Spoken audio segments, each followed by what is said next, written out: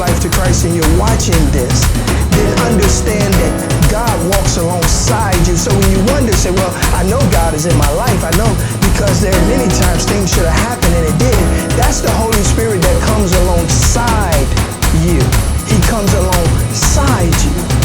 And he's constantly trying to move you into the direction so that he can finally take a position inside of you.